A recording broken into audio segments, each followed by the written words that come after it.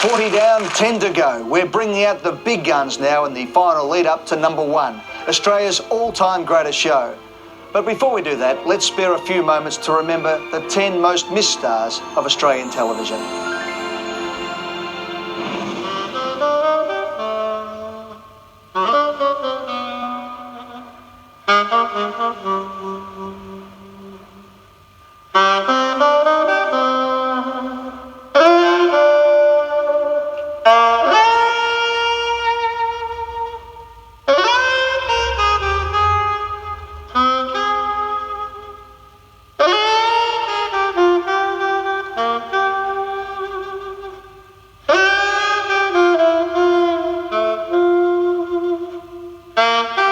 May God bless you, and you, always.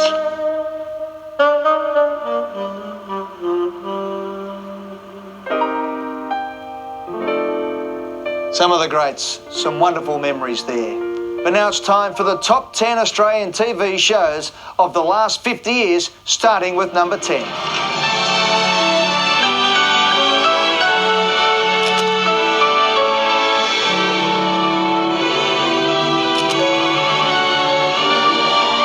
I was an early director on the Sullivans, and I was amazed at just what high standards we were all aiming for. The shooting schedules were tough. We were trying to shoot the equivalent of a couple of feature films, I think, in a week. Oh, Harry, they're beautiful. And I need a new set of scales. Oh, but they're so expensive. Didn't cost a penny. Got a pair for Rosie, too. All right, Harry, where did you get them? Fell off the back of the truck. And for me, playing in the Sullivans was an actress's dream, really. I'll go with you and we'll take the watch back. Today? No, Pet. Tomorrow, when Dad's at work.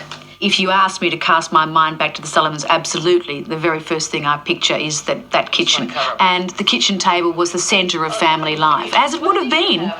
Terry, I'm sure one day you're going to make a great Prime Minister, but meanwhile... When Grace Sullivan died, that was devastating for all of the population and the viewers of the Sullivans because, well, it was so final, wasn't it? She got blown up.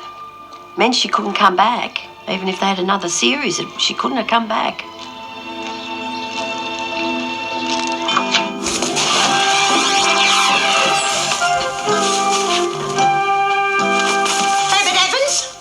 The apartments with all the different characters, sort of the ground floor, the first floor, the second floor, and the interrelation of the lives all in this building. I just recognise it as a very neat concept for a show. Just moved in around here, haven't you? Yeah, Pad just up the street. That's nice. We might be seeing a bit more of you then, eh? I'd been 4 years in a girls' boarding school, locked away from the world, and I came out of that girls' boarding school and ran smack into number 96, and I just thought, if this is the big world, I want a bit of it. Oh, I know you feel the way I do.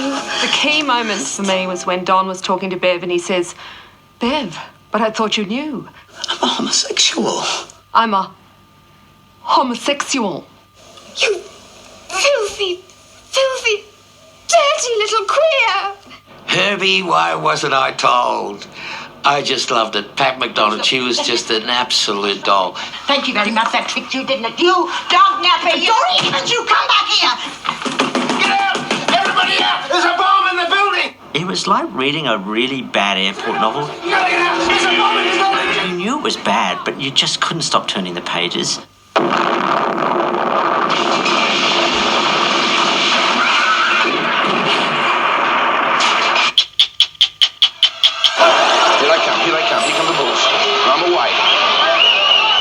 You can go anywhere in the world that you wanted to, come up with a story, come up with the right people. You could go anywhere and do almost anything. And I can understand why people say that running with the Bulls is like hitting your head against a brick wall, because it's wonderful when it's over. Margaret Thatcher isn't just inflexible, she's not just single-minded. On occasion, she's plain pig-headed. There's hardly a week goes by. People still say to me, "How's Maggie going, mate?" Tell me who has said it to you, when, These are people that we meet. It was pretty scary. I thought I might end up in the Tower of London if I went any further. Isn't this interesting? Even the tone of voice you're using is changing from what you used earlier. The storyline was always, imagine you're telling a bunch of friends around a dinner table or a barbecue. And that works, because storytelling is the best thing about television. Well, let me ask you face to face what every Australian would ask you. Did you kill Azaria? No way. I love that little girl. I just remember Ian Leslie sitting in the jungle of some Asian civil war. How would you execute that man? Whiskey is demand like this. I was sitting at home. I think everyone's sitting at home going, that's a moment. That was certainly a moment. We'd all like to think that once we left, the whole thing fell apart, but you know what? It doesn't. Just put your manners back in. Do you think I was out of line? Yes, absolutely. Well, I apologise for that Good. sincerely. Good.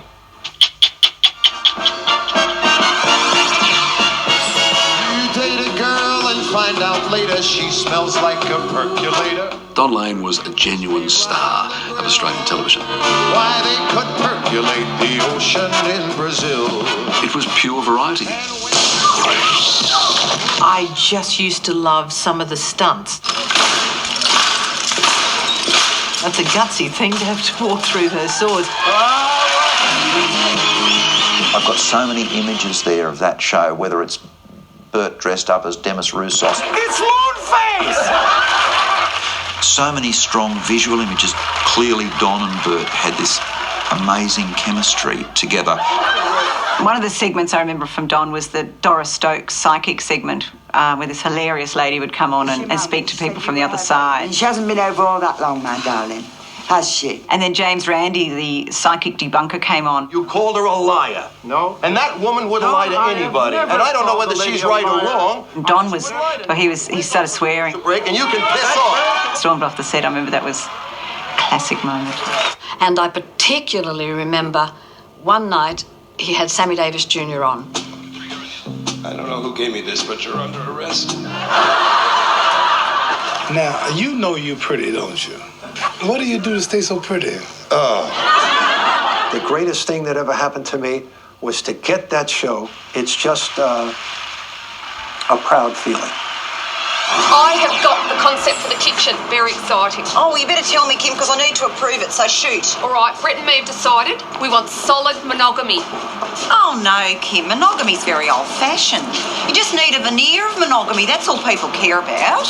Kath and Kim are a juggernaut. You know that a show is a massive hit when it becomes part of our daily language. Kimmy, look at me, please. Look at me. Two of my favourite characters are Trude and Prude, and I think we've all been into shops where we've met women who actually speak like that. I just want to go bush, somewhere off the beaten track. Really? So we're going to go? Noosa. Oh, great. I like Sharon. I love that she's so desperately single and always comes in with different injuries. So you're around early, Sharon? Oh, yeah, I've got an appointment at the ophthalmologist this morning, Mrs. C. Oh, how is your eye, love? Yeah, much better. Festering stopped. I love Kel's totally appalling wardrobe and that hair, that slick hair across the head. I'd like to propose a toast to marriage and to my spouse, Kath, day, night. I know that we haven't been able to be man and wife in the physical sense. People are eating. But despite your osteoitis pubis and your temporarily foreshortened leg, you may be a very happy man. A lot of people would say our family's nothing like that. Some would say they could see elements of what they do in just about every family. Now that it's just my family, Kath, Dad, Auntie Shaz and Kel, I just want to say thank you to my mum, Kim. For belittling me all these years. And for the reality check that I would never make it in showbiz. Thanks for nothing, Mum. See how rude she is to me? Well, where does she get that from? Not looking at anyone, Brett. You can't blame Dad. It's not his fault. Give it a bayonet, Penny. You wouldn't know. Hey, Kimmy. Within 10 feet. You ready? Here we go. Yeah. Poised up the front. You go.